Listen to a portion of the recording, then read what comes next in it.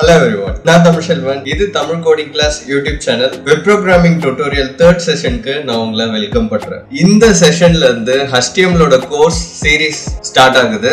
So guys miss பண்ணாம கடைசி வரைக்கும் பாருங்க. இன்னைக்கு நம்ம HTML ப்ரோக்ராம் எப்படி ரன் பண்றது அப்படின்றத பத்தியும் அதுல பேசிக்கா என்ன தெரிஞ்சுக்கிறதுக்கு இருக்கு அப்படின்றத பத்தியும் கிளியரா பார்க்கலாம் வாங்க.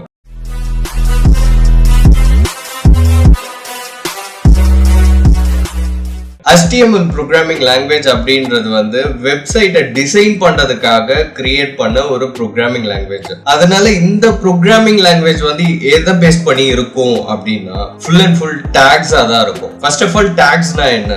ஒரு டேட்டாவை என்க்ளோஸ் பண்ணி ஒரு இடத்துல இருந்து இன்னொரு இடத்துக்கு கொண்டு போற ஒர்க் தான் இந்த டாக்ஸ் வந்து பண்ணுது. எதுக்காக HTML டாக்ஸை வந்து யூஸ் பண்ணணும் அப்படின்னா நம்மளோட வெப் பேஜஸ் எல்லாமே சர்வர் அப்படின்ற ஒரு சிஸ்டம்ல தான் ஸ்டோர் ஆகி இருக்கும். அதை தான் நம்ம வந்து வெப் சர்வர் அப்படின்னு சொல்லுவோம். அந்த வெப் சர்வர்ல இருந்து யாரெல்லாம் நம்மளோட வெப்சைட்ஸ் வெப் பேஜஸ் ஆக்சஸ் பண்றாங்களோ அவங்களோட கிளையண்ட் மிஷினுக்கு கொண்டு போய் சேர்க்கிற வேலையை தான் இந்த டாக்ஸ் அப்படின்ற திங் வந்து பண்ணுது. அப்ப நம்ம வெப் பேஜ்ல கொடுக்கிற டேட்டாஸ் எல்லாமே டாக்ஸ்ல என்க்ளோஸ் பண்ணி தான் கொடுப்போம். அப்படி நம்ம டாக்ஸ்ல என்க்ளோஸ் பண்ணி கொடுக்கும்போது அந்த டேட்டாஸை வெப் சர்வர்ல நம்ம போயிட்டு ஹோஸ்ட் பண்ணிடுறோம். அதுக்கப்புறம் இன்டர்நெட்ல நம்மளோட வெப் பேஜஸ் யாரெல்லாம் ஆக்சஸ் பண்றாங்களோ அவங்களுக்கு செக்யூர்டா நம்மளோட வெப் பேஜஸோட டேட்டாவை எடுத்துட்டு போயிட்டு அந்த கிளையண்ட் மிஷினுக்கு சேர்க்கிறது. இந்த வேலையை தான் டாக்ஸ் வந்து பண்ணுது. சோ HTML ஃபுல்லாவே டாக்ஸா தான் இருக்கும். இது வந்து ஒரு designing programming language.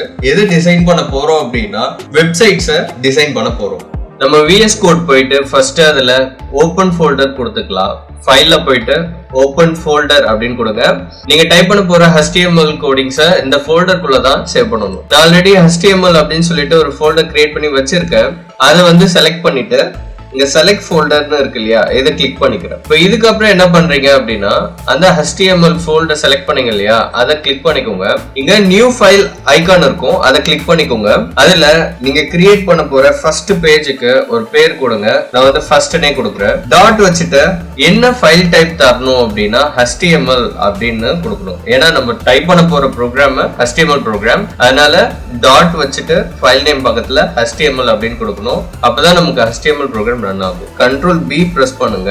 Explorer box வந்து க்ளோஸ் ஆயிடும். இதே Mac ஆப்பரேட்டிங் சிஸ்டமா இருந்தது அப்படின்னா Command B கிளிக் பண்ணுங்க. ஃபர்ஸ்ட் நம்ம டாக்ஸ்னா என்னது, டாக் வந்து எப்படி நம்ம யூஸ் பண்ணணும் அப்படின்னு நான் சொல்றேன். நம்ம HTML ப்ரோக்ராம் ரன் பண்றதுக்கு முன்னாடி இந்த மாதிரி ஆங்குலர் பிராக்கெட் ஓபன் பண்ணுங்க. இதுல ஏகப்பட்ட டாக்ஸோட பேர் வந்து காமிக்கும். நீங்க ஆங்குலர் பிராக்கெட் ஓபன் பண்ணாலே ஆட்டோமேட்டிக்கா டாக்ஸ் எல்லாமே காமிக்கும். அதுல நமக்கு எடுத்ததும் தேவைப்படுற டாக் வந்து இந்த டாக் டைப் அப்படின்ற இந்த டாக் தான். இதை செலக்ட் பண்ணிக்கோங்க.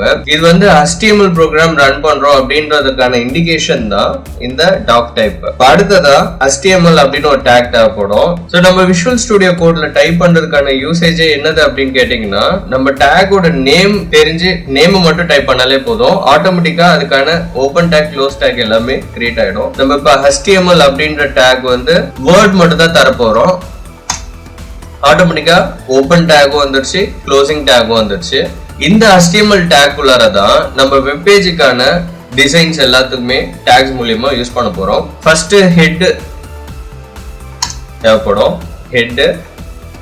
அதுக்கப்புறம் பாடி டாக், பாடி செஷன், ஹெட் செஷன். இந்த ரெண்டு செஷன் எல்லா வெப் பேஜுக்குமே காமன். இப்போ ஹெட்ல என்ன கொடுப்போம் அப்படின்னா டைட்டில் கொடுப்பாங்க. நான் வந்து மை ஃபர்ஸ்ட் வெப் பேஜ் அப்படின்னு கொடுக்குறேன். டைட்டில்ன்றது எந்த இடத்துல வெப் பேஜ்ல டிஸ்பிளே ஆகும் அப்படின்னா இப்போ கூகுள் ப்ரௌசர் ஓபன் பண்ணோம்னா நமக்கு வெப் பேஜஸ்லாம் அதுல வியூ ஆகும்போது மேல ஹெட்டிங் கூகுள்னு இங்க வருது இல்லைங்களா, ஒவ்வொரு வெப் பேஜ் ஓபன் பண்ணும்போதும் அந்த வெப் பேஜுக்கான ஹெட்டிங் வந்து மேல வரும். அந்த மாதிரி தான் நம்ம ஹெட் டேக்ல டைட்டில்ல கொடுக்கறது இங்க ஹெட்டிங்கா இங்க வரும். இப்போ பாடி டேக்ல கொடுக்கறது தான் நம்மளோட வெப் பேஜுக்கு உள்ளார வந்து வரும். இப்போ வந்து ஒரு நேம் வந்து கொடுக்க போறேன், ஒரு நேம் அப்படின்னா ஒரு லைன் தர போறேன். போல்டு டேக் அப்படின்றத ஷார்ட்டா நம்ம B அப்படின்னு ரெஃபர் பண்ணுவோம். So B take. இங்க ஹலோ தமிழ் அப்படின்னு கொடுத்துருக்கேன். இதை ஒரு வாட்டி கண்ட்ரோல் எஸ் கொடுத்து சேவ் பண்ணிக்கோங்க. இப்போ இந்த பேஜோட அவுட்புட்டை பார்க்கணும் அப்படின்னா ஆல்ரெடி ப்ரீவியஸ் வீடியோல நான் சொன்ன மாதிரி நீங்க அந்த லைவ் சர்வர் அப்படின்ற பேக்கேஜ் இன்ஸ்டால் பண்ணிருந்தீங்க அப்படின்னா நீங்க ஆட்டோமேட்டிக்கா இங்க ரைட் கிளிக் பண்ணி பேஜ்ல ஓபன் வித் லைவ் சர்வர் அப்படின்ற இந்த டூலை செலக்ட் பண்ணிக்கலாம். ஆட்டோமேட்டிக்கா நீங்க பண்ண வெப் பேஜோட டிசைன் கூகுள்ல கனெக்ட் ஆகி ஒர்க் ஆயிடும். இதுல அப்படி என்ன இருக்கு அப்படின்னா நம்ம மேல ஹெட்டிங் டைட்டில்ல கொடுத்தது மை ஃபர்ஸ்ட் வெப் பேஜ் அப்படின்னு கொடுத்திருக்கோம். அது வந்து மேல ஹெட்டிங்ல வந்திருக்கு. அதுக்கப்புறம் இது HTTP அட்ரஸ். இது டிஃபால்ட்டா நம்ம லைவ் சர்வர்ல ரன் பண்றதுனால நம்ம கம்ப்யூட்டரோட ஐபி அட்ரஸ் வந்து 127.0.0.1 அது எல்லா கம்ப்யூட்டருக்குமே டிஃபால்ட்டா வரும். அண்ட் நம்ம லைவ் சர்வரோட போர்ட் அட்ரஸ் இது. அதுக்கப்புறம் நம்ம சேவ் பண்ண பேஜோட நேம். பாடி டேக்ல கொடுத்தது இங்க மெயின் கண்டென்ட்டா வந்திருக்கும். ஹலோ தமிழ் அப்படின்ற வேர்ட் வந்து நான் இங்க பாடி டேக்ல கொடுத்திருக்கேன். அது போல்டுல கொடுத்ததுனால ஐ மீன் பி டேக் உள்ளார கொடுத்ததுனால அந்த டெக்ஸ்ட் வந்து திக்கா வந்திருக்கு. இதே நார்மல் டெக்ஸ்ட் எப்படி இருக்கும் அப்படின்றது டிஃபரெண்ட் காமிக்கிறேன். இப்போ நீங்க லைவ் சர்வர் இன்ஸ்டால் பண்ணிட்டு ரன் பண்றதுனால உங்களுக்கு நீங்க இங்க என்ன சேஞ்சஸ் பண்ணாலும் ஆட்டோமேட்டிக்கா உங்களோட வெப்பேஜ்ல நீங்க இங்க கண்ட்ரோல் எஸ் கொடுத்துட்டீங்கன்னா இங்க அப்டேட் ஆயிடும். அதனால நீங்க இந்த பேஜ் ரீஃப்ரெஷ் பண்ணணும்னு அவசியம் கிடையாது. சோ இப்போ இந்த நார்மல் டெக்ஸ்ட்டுக்கும் இந்த போல்டுல கொடுத்த போல்டுன்ற டேக்குள்ள கொடுத்த டெக்ஸ்ட்டுக்கும் டிஃபரெண்ட் வந்து நல்லாவே தெரியும்னு நினைக்கிறேன். இது வந்து போல்டுக்குள்ளார கொடுத்தது வந்து திக்கா இருக்கு. போல்டு இல்லாம வெறும்னு கொடுத்தது நார்மல் டெக்ஸ்டா இருக்கு. ஐ மீன் தின்னா இருக்கு. அடுத்ததா இதுல இமேஜஸ் எப்படி ஆட் பண்றது நம்ம வெப் பேஜ்லன்றத பார்க்கலாம். எக்ஸ்ப்ளோரரை கிளிக் பண்ணிக்கோங்க. அதுல ஒரு ஃபோல்டர், அது நியூ ஃபைல் பக்கத்துல இருக்கிற ஐகான் வந்து ஃபோல்டர் ஐகான். ஃபோல்டர் கிளிக் பண்ணுங்க. நியூ ஃபோல்டர் ஒன்னு கிரியேட் பண்ணுங்க இமேஜஸ் அப்படின்ட்டு. இப்போ நான் எங்க வெப் பேஜ்ல வரணும்னு நினைக்கிற இமேஜை ப்ரௌஸ் பண்ணி ஓபன் பண்ணிக்கிறேன். அதை இப்படி கிளிக் பண்ணி ட்ராக் பண்ணிட்டு அந்த இமேஜஸ் ஃபோல்டர் மேல வச்சு விட்டுருங்க. அது ஆட்டோமேட்டிக்கா அந்த இமேஜஸ் ஃபோல்டருக்குள்ள போய் பேஸ்ட் ஆயிடும். ஓகே, இதை கேன்சல் பண்ணிடுங்க. இப்போ வந்துட்டு IMG அப்படின்னு டேக் டைப் பண்ணுங்க.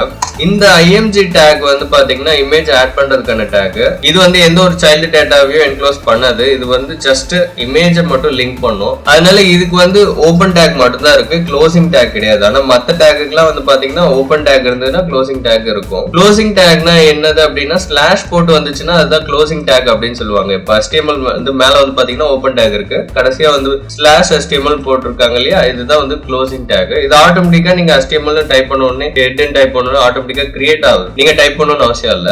ஆனா நீங்க தெரிஞ்சுக்கணும். இப்போ இந்த இமேஜ் SRC-க்குள்ள அந்த இமேஜஸ் அப்படின்ற ஃபோல்டர்ல நம்ம பேஸ்ட் பண்ண அந்த இமேஜை நம்ம ஆட் பண்ண போறோம். அதுல எக்ஸ்ப்ளோரேஷன் அப்படின்னு ஒரு இமேஜ் ஆட் பண்ணிருக்கேன். அதோட டைப் வந்து .jpg.